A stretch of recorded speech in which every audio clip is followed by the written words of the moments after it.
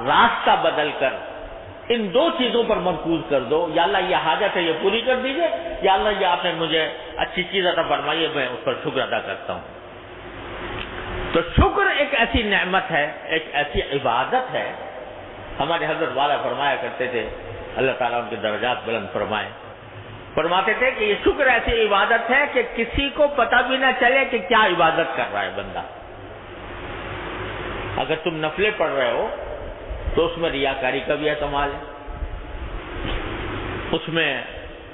عجب بھی پیدا ہو سکتا ہے کہ بھئی میں بڑا عبادت گزار بن گیا، اور نہ جانے کیا کیا مقاصد نفس اس میں پیدا ہو سکتے ہیں۔ لیکن شکر ایسی نعمت ہے، عبادت ہے دل ہی دل میں، زبان سے کیا یا نہیں، زبان سے کر لیا تو زیادہ بہتر ہے، اللہ تعالیٰ کرنے کی توفیق دے، لیکن اگر بالفرض زبان سے نہیں بھی کیا، دل میں، دل کیا کہہ رہا ہے، بار بار دل جو ہے وہ کہہ رہا ہے یا اللہ کتنا اچھا کام کر دیا آپ نے، یا اللہ میرا کام کس طرح بنا دیا، یا اللہ آپ نے میری یہ مشکل حل کر دی، یا اللہ یہ میرا کام ہو گیا۔ تو کیا ہوگا کہ دل ہر وقت ایک ایسی عبادت میں مقصود ہے کہ کسی کو پتہ بھی نہیں۔ میان عاشق و معشوق رمزیز کرامن کاتبیرا ہم خبر نہیں، سمجھے نا؟ یہ عاشق اور معشوق کے درمیان، محب اور محبوب کے درمیان ایک ایسا راز ہے کہ کہتے کرامن کاتبین کو بھی خبر ہے کہ نہیں، اللہ ہی جانے، سمجھے؟ کیونکہ علیم بذات صدور تو وہ ہے، سینے کی باتوں کو جاننے والا تو وہ ہے۔ دل دل میں اگر تم نے اللہ تعالیٰ کو شکر ادا کر لیا۔ اب دیکھو رسول کریم صلی اللہ علیہ وسلم نے جو بات سکھائی، اب بیت الخلاء میں جا رہا ہے آدمی، بیت الخلاء میں جانا ایک ایسی بات ہے کہ اس کو لوگوں کے سامنے تذکرہ کرتے ہوئے بھی آدمی کو شرماتا ہے کہ بھئی بیت الخلاء میں جانا۔ تو وہاں پر بھی کہا، پہلے تو کہا اللہم انی اعوذ بک من الخبث والخبائث، اللہ میاں سے دعا مانگو، ٹھیک ہے، شروع میں، یا اللہ میں جا رہا ہوں ایسی جگہ جہاں پر کہ نجاستیں ہیں، تو شیطان خبیث یہاں پر آ سکتے ہیں، اللہ میں آپ کی پناہ مانگتا ہوں کہ شیطان مجھے پریشان نہ کریں۔ جاتے ہوئے تو دعا تلقین کر دی۔ جب فارغ ہوئے تو کیا الحمدللہ الذی اذھب عنی الاذی وعافانی، شکر ادا کرو، غلاظت باہر نکل گئی، غلاظت باہر نکل گئی، تو غلاظت باہر نکل گئی تو اس پر اللہ کا شکر ادا کرو کہ یا اللہ اگر کہیں یہ غلاظت جسم میں رہ جاتی اور نہ نکلتی، بتاؤ دیکھو قبض ہو گیا کسی آدمی کو، ہے نا، تو قبض ہو گیا، تو قبض ہونے کی حالت میں کہتے ہیں قبض جو ہے وہ ساری بیماریوں کی جڑ ہے۔ اگر قبض ہو جاتا باہر نہ نکلتی، یہ جو اندر گندگی ہے یہ اندر کیا فساد مچاتی، تو اللہ حضور اقدس صلی اللہ علیہ وسلم نے سکھا دیا کہ اس پر بھی شکر ادا کرو اللہ تعالیٰ، جس کا معنی یہ ہے کہ جس وقت بندہ قضاء حاجت کر رہا ہے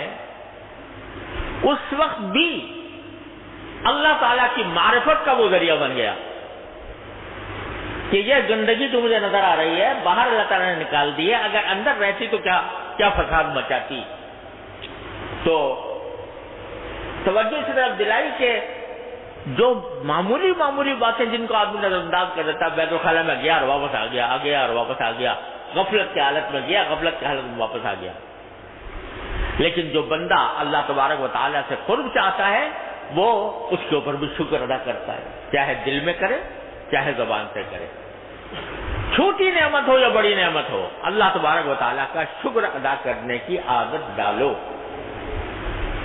جب عادت ڈالتا ہے بندہ تو عادت پڑ جاتی ہے، اور اللہ تبارک و تعالیٰ ایسے بندے کو بڑا ہی پسند کرتے ہیں شکر کرنا۔ کیا کتنا پیار سے کہہ رہے ہیں اللہ میاں قرآن کریم میں، ما یفعل اللہ بعذابکم ان شکرتم وآمنتم، ما یفعل اللہ بعذابکم، اللہ تمہیں عذاب دے کر کیا کرے گا اگر تم شکر گزار بندے بنو اور ایمان لے آؤ۔ تو شکر کیوں، اللہ تعالیٰ شکر کو ذریعہ بتا رہے ہیں عذاب دور کرنے کا۔ ہم کیا کریں گے تمہیں عذاب لے کر، ہمیں کیا فائدہ حاصل ہوگا اگر تم شکر گزار بنو؟ اور شکر گزار بندے کی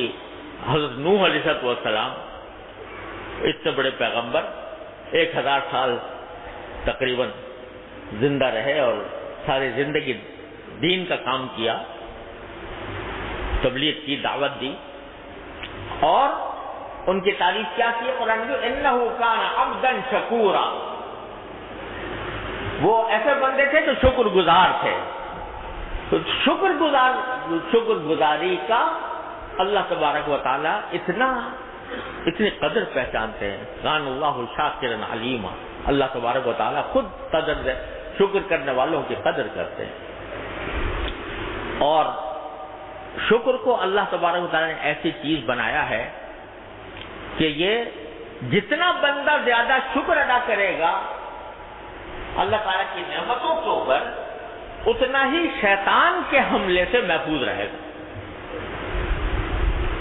کیونکہ دیکھو قرآن کریم میں اللہ تبارک و تعالیٰ نے بتایا کہ جب شیطان کو جنت سے نکالا گیا تو اس نے اللہ تعالیٰ سے کہا تھا کہ یا اللہ اس آدم کی وجہ سے مجھے جنت سے نکلنا پڑا ہے، تو اب میں اس آدم کی اولاد کے اوپر حملے کروں گا، دائیں سے آؤں گا، بائیں سے آؤں گا، آگے سے آؤں گا، پیچھے سے آؤں گا، چاروں طرف سے اس کے اوپر حملہ کروں گا۔ حملہ کرنے کا کیا نتیجہ ہوگا؟ کہتا لا تجد اکثرہم شاکرین، اس کا نتیجہ یہ ہوگا میرے حملے کرنے کا کہ ان میں سے اکثر لوگ کو تم شکر گزار نہیں پاؤ گے۔ اے اللہ آپ شکر گزار نہیں ہو، یعنی میں ان کو شکر ادا کرنے سے غافل کر کے ناشکرہ بنا دوں گا۔ یہ شیطان کا سب سے بڑا حملہ اور نتیجہ، حملوں کا نتیجہ یہ بتایا۔ اس لیے علماء کرام نے فرمایا کہ جو بندہ زیادہ سے زیادہ شکر ادا کرتا ہو انشاءاللہ وہ شیطان کے حملوں سے محفوظ رہے گا۔ جتنا اب دیکھو تکبر کیوں پیدا ہوتا ہے انسان کے دل میں؟ وہ اپنی بڑائی کا احساس اس کے دل میں ہوتا ہے، دوسروں کی حقارت کا احساس دل میں ہوتا ہے۔ لیکن اگر کوئی بندہ یہ کہے کہ یا اللہ جو بھی نعمت مجھے ملی ہے، اگر میرے پاس صحت کی نعمت ہے تو آپ کا شکر، اگر آپ نے مجھے علم دیا ہے تو آپ کا شکر، اگر آپ نے مجھے صحت دی ہے تو آپ کا شکر، ہر چیز پر اللہ تعالیٰ کا شکر ادا کر رہا ہے، تو شکر ادا کرنے کا معنی یہ کہ مجھے تو میں تو استحقاق نہیں رکھتا تھا اس کا، آپ نے اپنے فضل و کرم سے عطا فرمایا، لہذا تکبر کہاں سے آئے گا؟ شکر گزار بندے کے دل میں تکبر نہیں آ سکتا، کیونکہ شکر کے معنی یہ ہے کہ مجھے شکر اسی وقت ادا کیا جاتا ہے کہ جب کسی شخص نے کوئی ایسا کام کیا ہو جو احسان کر دیا ہمارے اوپر، تو شکر ادا کیا جاتا ہے۔ سمجھے نا؟ اگر کسی کا قرض، کسی کے ذمہ قرض واجب تھا ہمارا اور اس نے قرض ادا کر دیا، کیا تو شکر یہ الگ بات ہے، لیکن شکر کی ضرورت اس لیے نہیں کہ اس کے ذمہ فرض تھا کہ وہ ادا کرتا، تو شکر نہیں، شکر تو اس کا ہے کہ اس نے قرض دیا تھا، لیکن جب اس نے واپس کیا تو واپس کرنا کوئی انعام نہیں، کوئی احسان نہیں ہے نا۔ لیکن اگر وہ جتنا دیا تھا اس سے کچھ زیادہ دے دے